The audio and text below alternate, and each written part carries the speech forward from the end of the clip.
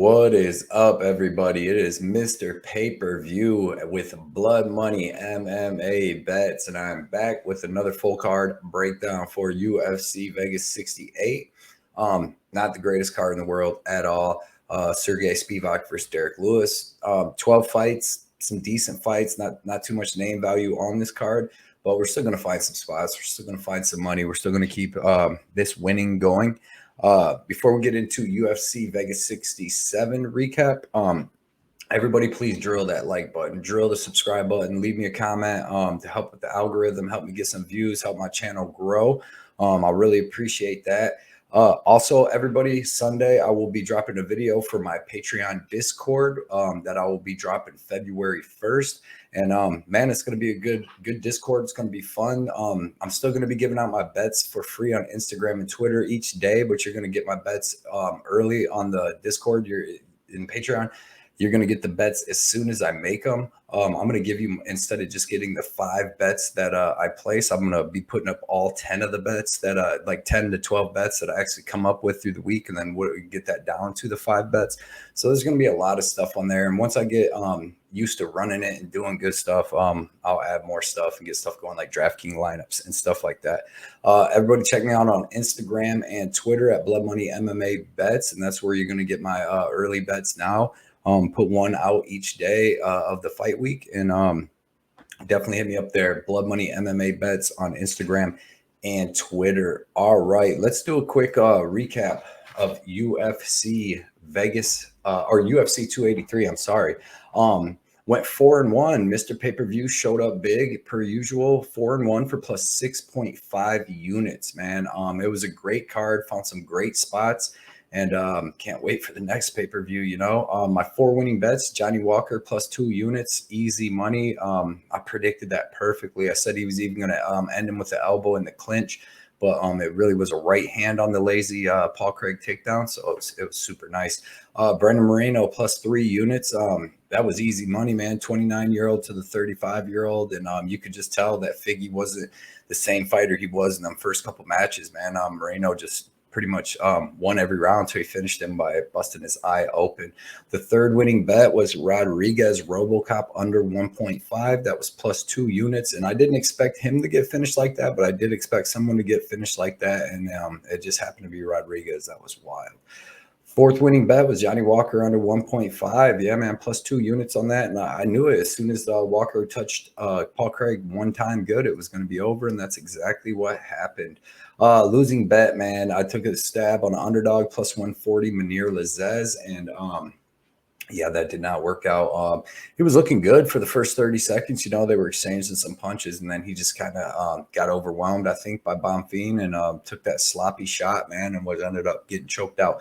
So, yeah, 4-1 for plus 6.5 units, man. Another nice week. You know, my units are $100, so it's a $650 week. Brings my official bet record to 185 and 129 for plus 76 units. And my record for 2023 is 6-4 for plus 0.2 units. Had to get back that first week, you know, when had who was it? Ivanov, you know, Ivanov that just crapped the bed for us. So yeah, man, I really like that. I really like the fact that we got that money back, got back to even a little bit of plus money. Now we're going to be going into this UFC right here, up units, and we're just going to add to them. Like I said, my whole plan this year is to get up to 200 units total. So that's what we're going to do. Let's get right into this UFC Vegas 68 card. There's 12 fights, so we're going to get right into it, man. The first fight has two young prospects, man. We got Tatsuro Taira versus Jesus Aguilar.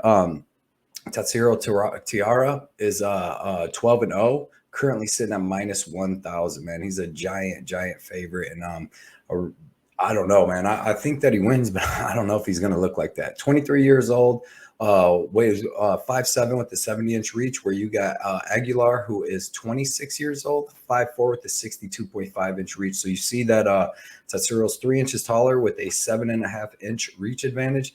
And that's big, man, especially if this stays standing. So Tatsuro Tahara, man, if you've seen him fight any of his fights in the UFC, this guy's got really technical striking. He's got good boxing. He's got good kicks. He's got good power.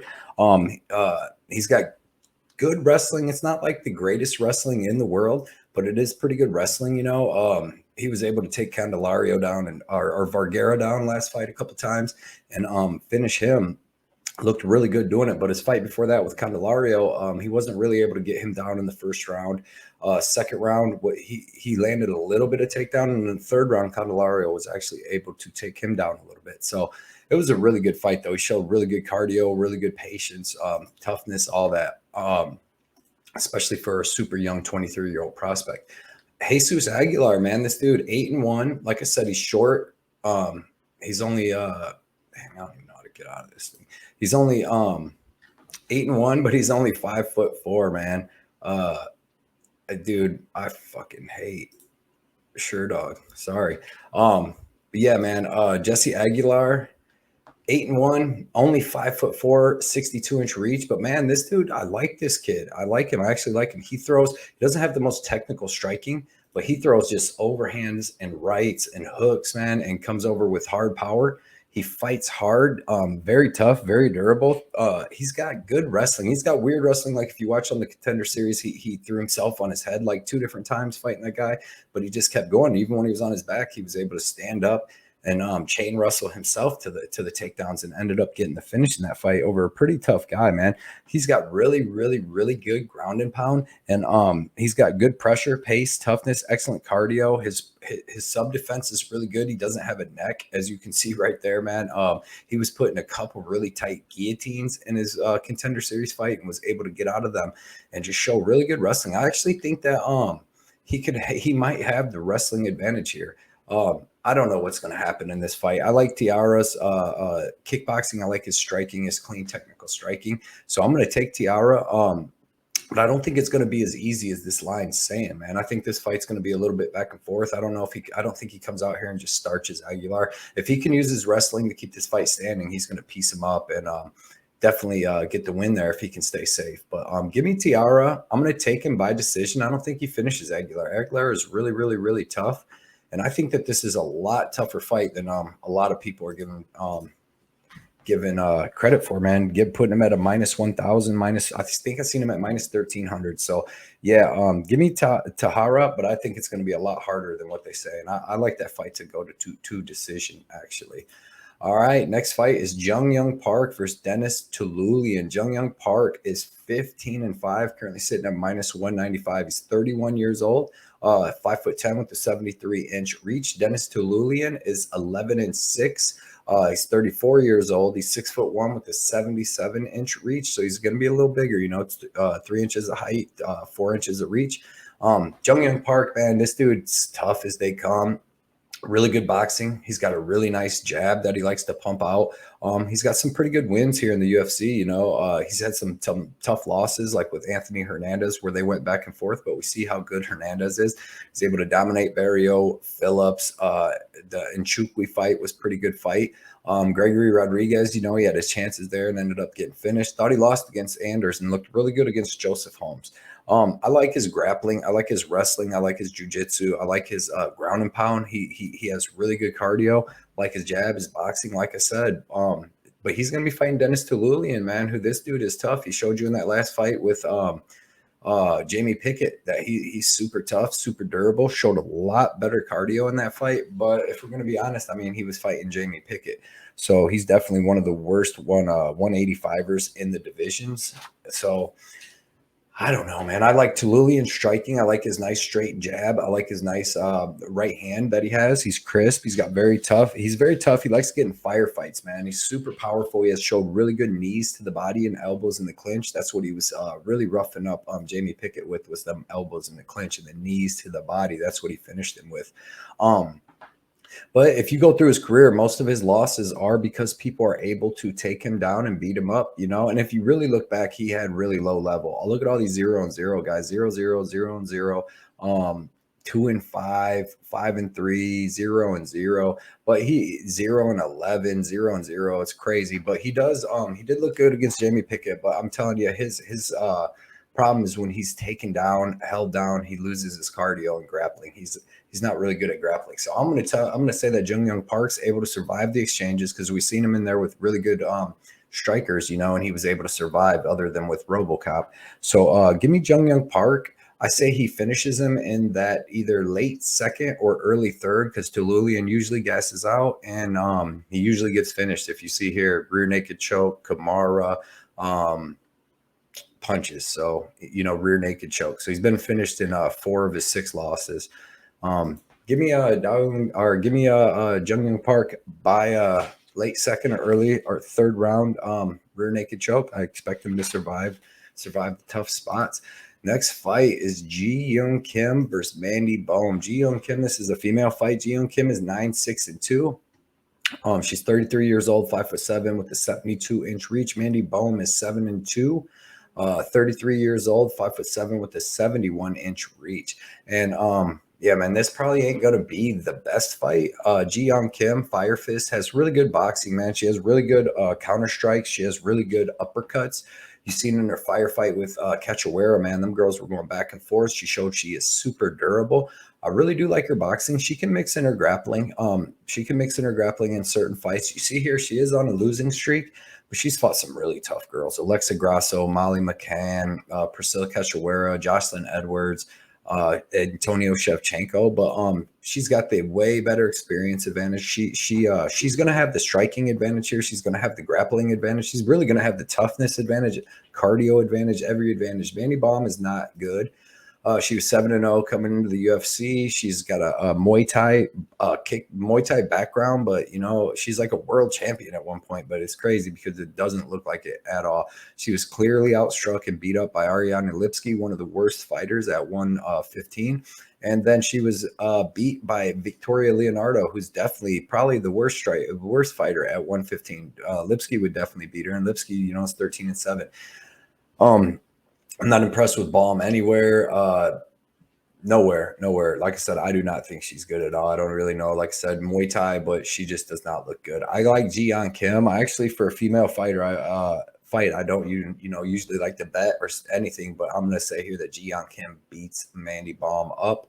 I think she can get the finish in that second or third because she throws heat, man, and she's gonna throw a lot of it. And I think she's gonna be hyped up for this Asian card that's gonna be highlighted in Asia really big. And I think she's going to show up and show out. I think the UFC is, after a couple tough fights, giving her a very winnable fight, man. So give me Ji Yeon Kim.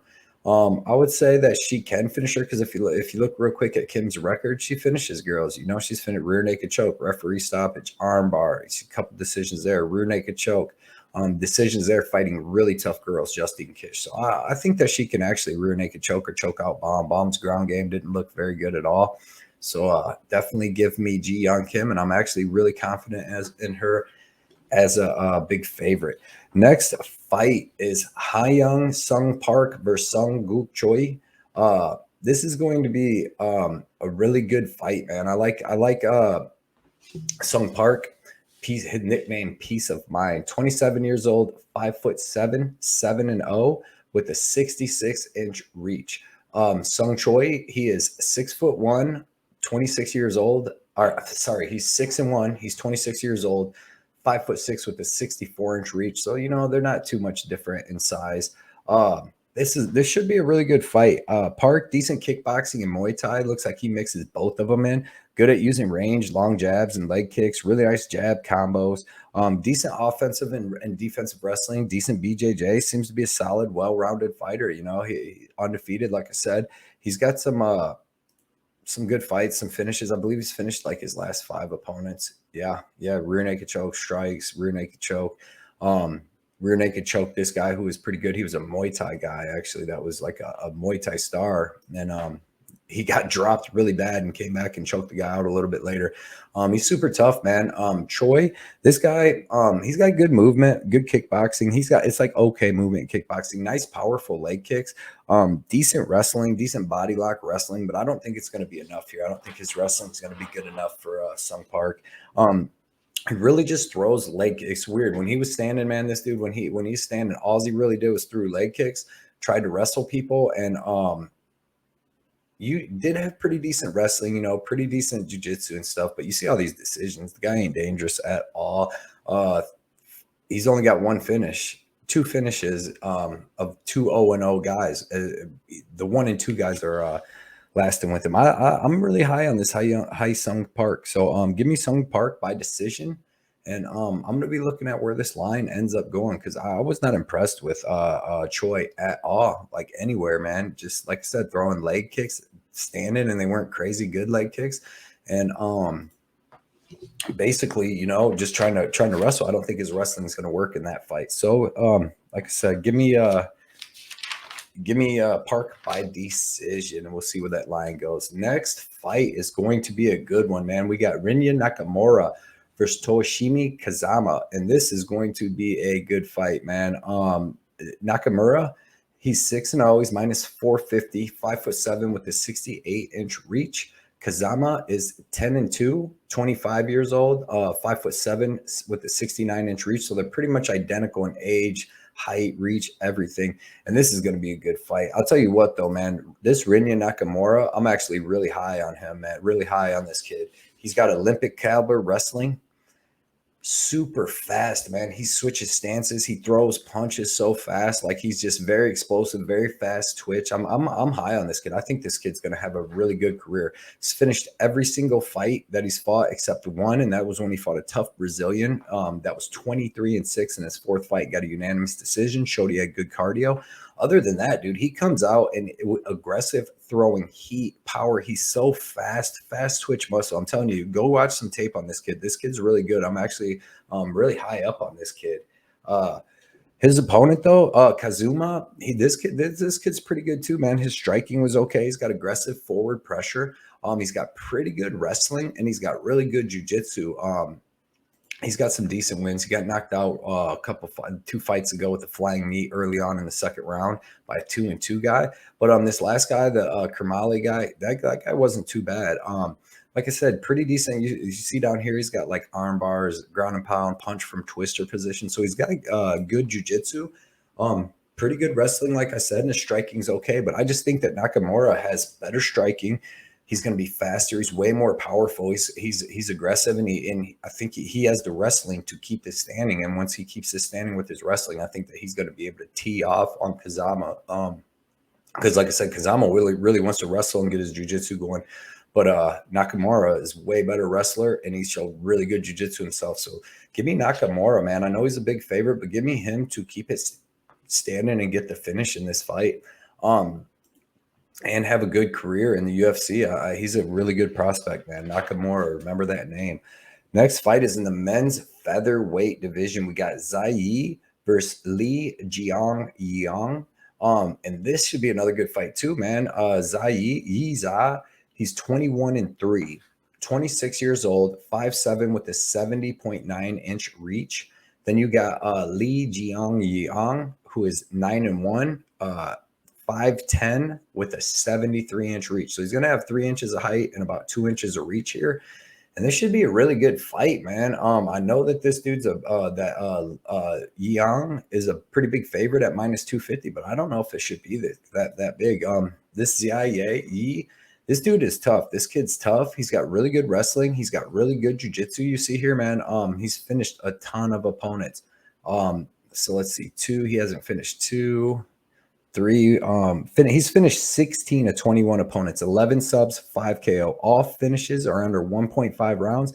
He's finished in 2 or 3 of his losses too, where he's knocked out early in round 2, heel hooked in round 1. But man, he's got good wrestling, pretty good striking, really good BJJ and subs, good front kicks and leg kicks, really good forward pressure and pace and cardio, man. That's one thing I did look up. He's got check out his fights. He's got really good cardio, really good pace. He's good, man, and he's tough. He's really good cardio, and he's a dog, like I said, and he finishes his opponents. Good everywhere. Striking, his wrestling and grappling is better than his striking, but in this fight, man, he's gonna have to get that wrestling and grappling going because Lee Jing Yong probably murdered that is good, man. This dude you see here, he's knocking people out. He's knocked out let's see, 5 of his last 6 opponents, and the last 3 are in under 45 seconds, and all 5 out of 6 are in the under 1.5 rounds. So this fight's not going over. I don't think it goes over 1.5 rounds, but I'm going to be definitely looking at that under 2.5 when my casino drops the lines. But yeah, you see here, man, he's just right hook, 42 seconds, armbar, 36 seconds, punch, one punch in 10 seconds. He's good. He's got really good striking. He's got great forward pressure, man. He backs guys up as soon as they hit the clock. He's backing guys up. Really good forward pressure. His counter strikes are accurate and powerful. Fast, powerful leg and head kicks. Should be good. Should have good enough takedown defense in this fight to keep it standing where he can win. Will he be able to land a big shot? But dude, I'm not all that confident in it. Like I said, I do think that he should be able to keep this fight standing. Where he should be able to have the better striking, land the bigger shots for sure. But if he can't in the first round, you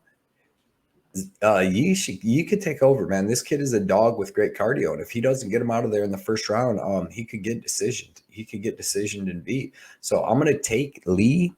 But man, I'm going to take him via first or second round TKO, but not that much confidence for that line at all. Definitely be looking at the underprice. But this should be one of the better fights on the card, to be honest. All right, next fight is in the men's lightweight division. We got Anshul Jubli, 6-0. He's currently sitting at -120. He's 28 years old. He's 6 foot tall with a 69-inch reach, and he's fighting Jeka Saragih. Jeka is 13-2, 28 years old, 5'8" with a 69-inch reach. So you see that Jubli is going to be 4 inches taller, but they got the same reach, man. This Jubli guy, he's fighting out of India, King of Lions. He's 6-0. He's undefeated. He's not very dangerous. You see this. He's only finished 2 people, 1 arm triangle, 1 KO. He's got really good boxing, man. That's what I've seen in a couple of his fights. That's what he wants to use as his boxing. He's got pretty good takedown defense, pretty good forward pressure and pace. He's always in boxing range. Like, he's never out there in kicking range, nothing. Decent clinch and step in knees, pretty decent takedown defense and get up game for it. But like I said, not dangerous at all. But he's very tough with a good heart, man. He seems tough. He fought tough in his last fight because it was a split decision. He was piecing the dude up in the first round, and then in the second round, that dude started coming back because he started slowing down. His punches weren't having as much pop. He throws a lot of speed and a lot of pop in his punches in that first round. And like I said, he's not really getting guys out of there, and he's fought pretty low level guys. But he fought tough. He ended up surviving the third round and getting that win. But I was not that impressed. Like I said, all I seen out of him was some good boxing for that first round and a half. And then after that, he really fell off. I thought he actually could have lost that fight by decision. I thought he lost the second half of the second round. He lost the third round. Jeka Saragih, man, I was actually impressed with this kid. I watched him. He's got a little Jordan Levitt in him. He does some dancing and stuff. He does some dancing and stuff. Like I said, you have to see, but celebrations and stuff. But the dude can fight. You see this. He's finished every single opponent that he's fought except one. This Rama Sabarti, the guy. But spinning is straight right, spinning back fist, heel hook. He's good everywhere, man. His striking is good with both hands. He's got really good pop. He's got really powerful leg kicks and body kicks. He's got good wrestling, good jiu-jitsu, really good ground and pound. I don't know, man. I'm not understanding the line in the line of this fight. You see he's fighting dudes that are 11-5 in his third fight. Pretty good fight, record. Fighting a dude 9-2, 5-3, 6-4, 7-2, 16-7. He's knocking them out, finishing them.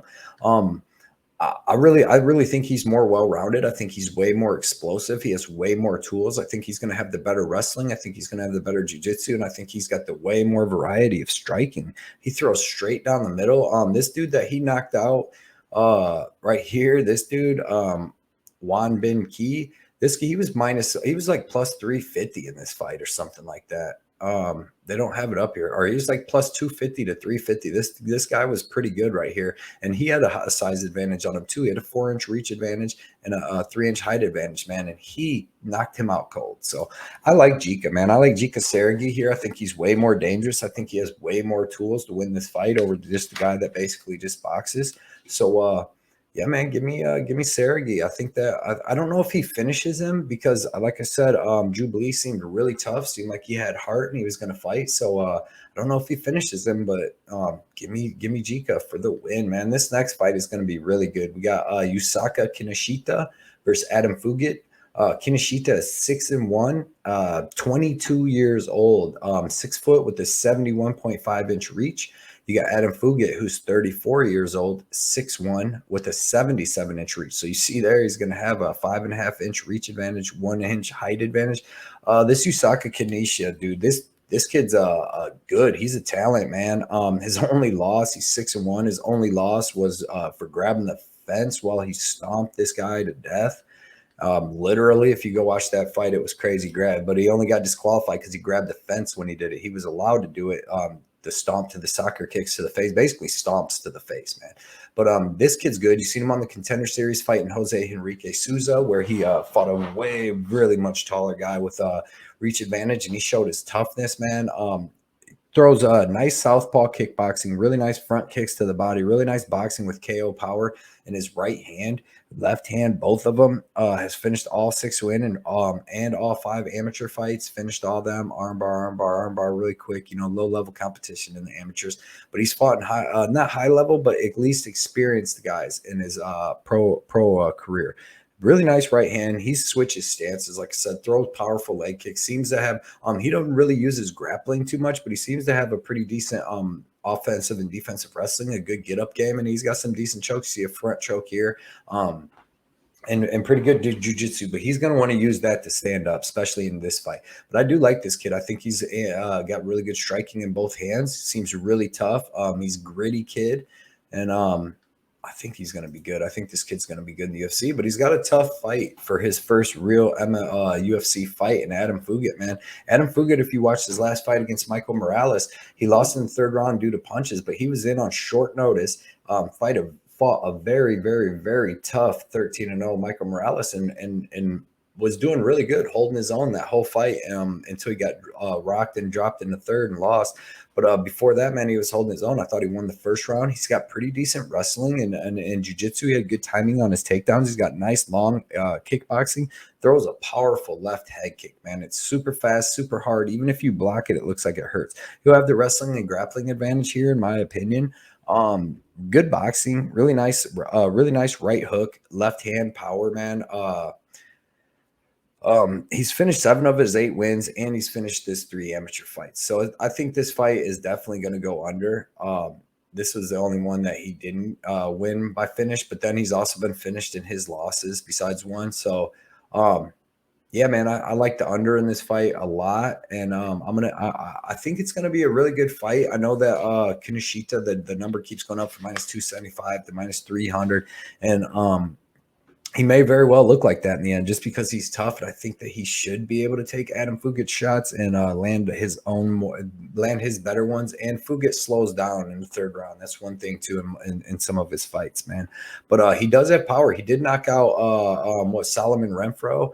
Back here, you see he knocked him out in 43 seconds, man. He's knocking dudes out in 1 minute, 1 minute 30. He comes out, he throws hard in that 1st round, man. So he could definitely catch Yusaku. But I'm going to take Yusaku to survive that 1st round. It's going to be back and forth. And I'm going to take him to get a 3rd round TKO, 2nd or 3rd round TKO. But it should be a pretty good fight, man. Next fight, we got the return of Choi versus Kyle Nelson. Choi is 14-4. He's currently sitting at -220. He's 31 years old, 5'10", with a 70-inch reach. Kyle Nelson is 13-5, currently sitting at +180. He's 31 years old. They're almost the same exact year old, 2 weeks difference in the age. He's 5'11" with a 71-inch reach, so they're pretty much same height, same reach, everything, same age. This is going to be a phenomenal fight, man. Choi, Korean Superboy, is tough, man. He's good, but we just don't see him fight. He hasn't fought in 3 years. He's 0-3 and hasn't won in his last 3 fights, and he hasn't won since 2016. He hasn't won in 6.5 years, hasn't won a fight. He's been finished in the second round his last 2 fights, leaves himself open in exchanges. But man, when he's not getting finished and getting beat like that, he's looking phenomenal. Like against Thiago Tavares back in the day, Sam Cecilia, man, he's got really straight technical striking. He's really good at coming and taking the center of the stage back, or center of the cage, backing his opponents up right away. He's got powerful leg kicks, man. Really technical striking. His jab's phenomenal.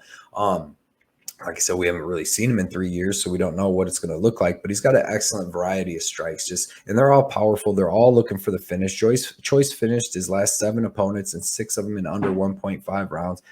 Man, not fighting in 3 years. Like, he's the better fighter here. He's got good takedown defense, good get up game, good jiu-jitsu. He hasn't had to show it much in his UFC career, and most of these are striking matches.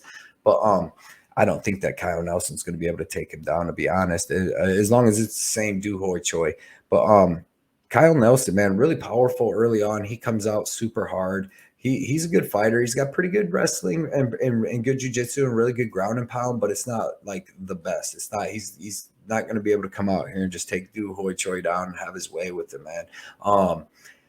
See, against Polo Reyes, if you could watch that fight, though, that was a nice knockout. Hit him with the elbow in the clinch and then came over the top with some big hooks and was able to finish him. But he's got nice calf and body kicks. You've seen his last fight with Ja Herbert, which was actually pretty boring.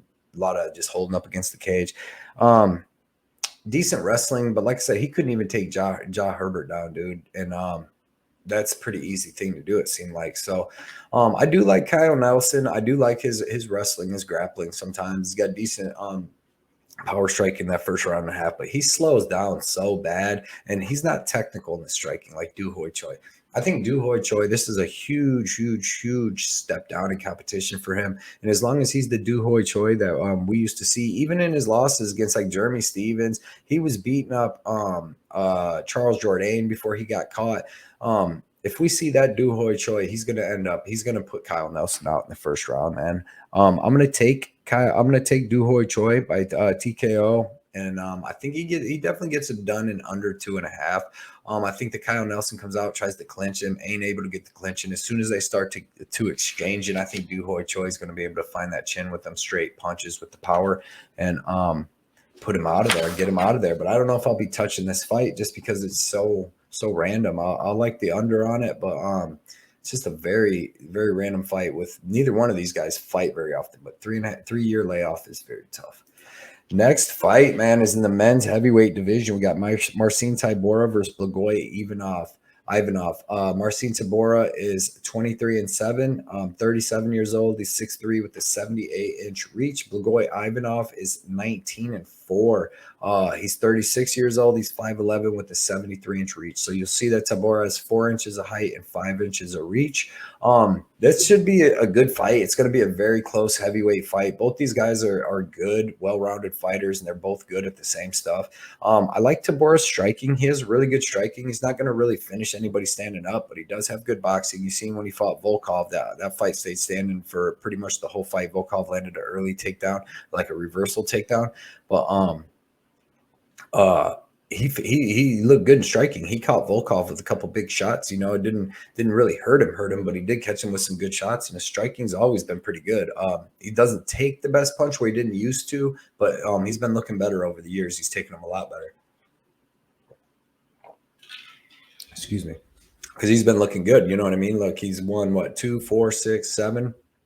2, 4, 6 out of his last 7 after going on a really bad stretch where he was finished by Lewis, finished by Sakai and Shamil. But I like Tybura, man. I like his striking. Throws good kicks, good at switching stances, good at boxing. He's got a good clinch up against the cage. He's got good wrestling, and he's got really good ground and pound and top control. His jiu-jitsu is really nice, high level. As high level as you can be for a heavyweight jiu-jitsu guy, but he does have a good jiu-jitsu. Blagoy Ivanov, man, this guy fights every single fight in his whole life close. Look, split decision. All of his stuff's decision. That's his problem too. 1, 2, 3, 4, 5, 6, 7 decisions in a row. You know, win or lose.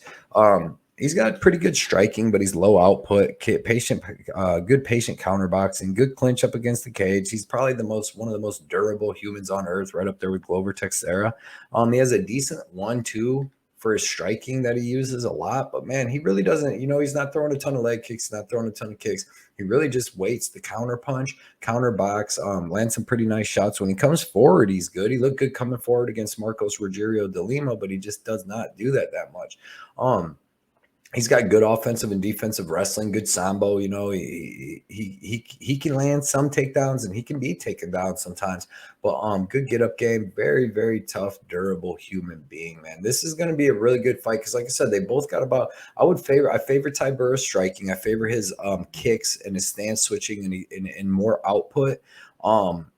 Tybura, you see here, he's going to be a little bigger, a little taller. I think that he can put Blagoy up against the cage, win some minutes there. So I'm going to take Tybura, but I think this fight's going to play out really, really close. I think it's going to go to decision. It could even go to split decision if you guys are into taking like some really wild bets. But give me Marcin Tybura, and I'm going to take him by decision. I think that he's been looking really, really good in his last 7 fights and been doing good. And I think that he may be able to land a takedown or two on Blagoy. So give me Tybura by decision.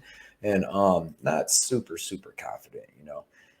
Next fight is the co-main event. We got Daeun Jung versus Devin Clark. Daeun Jung is 15-3-1. He's currently sitting at minus 245. He's 29 years old, 6'4", with a 78.5-inch reach. Devin Clark, 13-7, 32 years old, 6 foot with a 75-inch reach. So Daeun Jung's gonna have a 4-inch height advantage and a 3.5-inch reach advantage.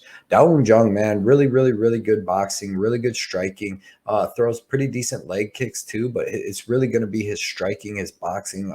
It's crisp. Got caught against Jacoby last fight, but before that, he was on like a 15-fight win streak. Standing elbow win over Kennedy and Joku. That's in Zekawu. That's how I see this fight ending. Actually, I actually do think that Devin Clark or that Daeun Jung's going to be able to finish Devin Clark with some elbows like that up against the cage.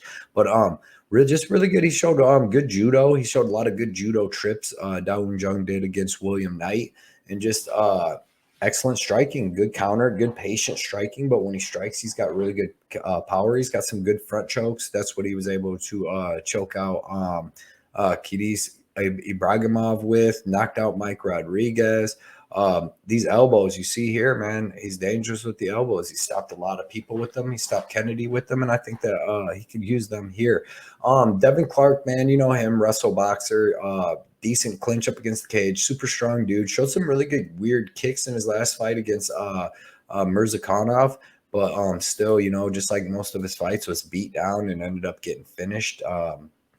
Like he does, man. He's been finished in a lot of fights here. 1, 2, 3, 4, 5, 6 of his 7 losses are by finish. Like I said, he's a good fighter. He's well-rounded, but he's not that dangerous himself, even though he looks like he should be very powerful and dangerous. He just really doesn't finish people. He finished William Knight, but before that, look at this. 1 decision, 2 decision, 3 decision, 4 decision, 5 decision, 6.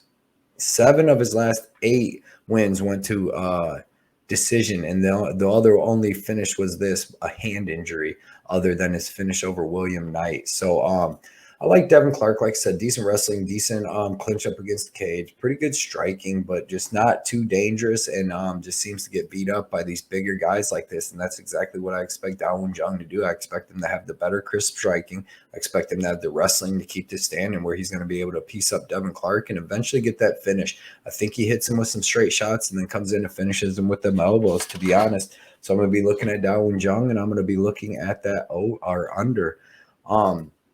Main event time, Derek Lewis versus Sergey Spivak. Derek Lewis, man, 26-10, 37 years old, 6'3" with a 79-inch reach. Spivak is 15-3, 28 years old, 6'3" with a 78-inch reach. So you see everything's about the same, except Lewis is going to have about 16 pounds of reach and about almost 10 years of age on him. Derek Lewis, man, he's had a bad run here lately. You know, he's been taking some L's. Sergey Pavlik was able to get him. Tatsuro was able to get him. Looked good against Chris Dawkins in the little cage, just like this. And then Saragih was able to beat him down. But then he's got the win over Curtis Blades, you know, and that was only 2 years ago. And Curtis Blades obviously is one of the best heavyweights in the game. But Derek Lewis, man, crazy bombs, throws his coconut bombs, bro, and puts people out. The knockout king, most knockouts in the UFC. But when that doesn't work, man, it seems like he's just getting beat up until he lands the big shot anymore. And if he doesn't land the big shot, he's just really getting beat up. We haven't seen him fight too many of these wrestler grapplers. Curtis Blades tried one takedown and went to sleep for it. But other than that, nobody else has really tried to grapple him lately since Oleinik. Oleinik was able to take him down and do some stuff to him. Latifi was able to take him down a couple times, and Blagoy took him down a couple of times. But he's able to explode and get back up. But that was when he was 33, 34 years old. He's 37 now. He's been knocked out in 3 of his last 4 fights, and I just don't know how serious he's going to be taking fighting anymore as far as going for a title and staying in shape and doing all that, man, because, you know, lost his last 3 or 4 by knockout, KO loss. And Sergey Spivak, man, this kid's on a run. He had that loss to Tom Aspinall, you know, like what was that, about a year and a half ago. I believe he came in on short notice for that, though. But other than that, he's looked good, man. Augusto Sakai, Greg Hardy, Alexei Oleinik, Bandera, Felipe. He's looked good in these fights. He's able to use his wrestling. He's got excellent hip tosses, man. Good wrestling, but he's got really good hip tosses and body lock takedowns. Really nice BJJ. When he's on top, dude, he is throwing grounding pound. Like a madman, man. He uses that to set up submissions, and then once he's putting them in a submission, they got to turn out of that. He's hitting them with more ground and pound. Good offensive and defensive boxing, and he has a phenomenal gas tank for a big guy. But this fight's going to be crazy because obviously he does not have the striking to stand with Lewis. He's going to, and this is in the small cage, so at any time Derek Lewis could put his lights out, especially when he's trying to close the distance. Or any of that, man. This fight to me is too hard to actually bet on because it's just like it's hard to bet against Derek Lewis because, you know, he just knocks people out, and it's hard to bet on him because he's just been getting beat so much lately. I'm gonna say that Sergey Spivak is able to get in on them takedowns like he was against Sakai, like he was able to do against Greg Hardy, and I think that he's able to beat up Lewis and get him out of there in that third round. But in this small cage, I'm probably not going to be willing to bet that, man. Just for the pure fact that, like I said, dude, small cage with Lewis. I think he's got a really good record in the Apex there, and it's just going to be scary. So I'd be looking more at like an under, but I would want like the 2.5 or 3.5, probably not the 1.5. But yeah, man, give me Sergey Spivak. Give me him by 2nd or 3rd round TKO with the wrestling, probably like 3rd round because Augusto Sakai, Carlos Felipe and them guys was able to go to decision. Well, Felipe went to decision, but the Sakai and them was able to go, you know, into the middle of the second, towards the end of the 2nd round. And I think Derek Lewis is tougher than them guys. So, but give me Spivak by that 2nd or 3rd round TKO. But I'm not confident in betting that, man. I appreciate everybody hanging out with me, checking out these fights again, man. I think we got like 8 to 10 weeks in a row after this one, so it's going to be a fun couple months here with UFC, and we're gonna win, and we're gonna add to that bankroll like we've been doing. And everybody, check me out, man. Check my Patreon out. Check out the Discord, man, if you want to help support the channel. You know, I do a ton of work, put in a ton of work to this, and it'll be nice to help support the channel, and then also get the early bets and beat the line movement. I mean, you're going to save hundreds of dollars a month just in line movement beating. I mean, you guys see my tickets. You guys see the lines I beat. So appreciate you guys showing up, man. We're going to win. This ain't the best card. But like I said, all my bets too are going to be like 66% of what they usually are. If I was going to bet 350 on something, I'm probably going to bet, you know, if I was going to bet 3 on something, I'm going to bet 2. I'm not going to be betting heavy on this card. So I suggest everybody do the same for this card. But appreciate you guys checking this out. I will see you guys on Sunday with my Discord video I'm going to put out, man. I appreciate all you guys. See you.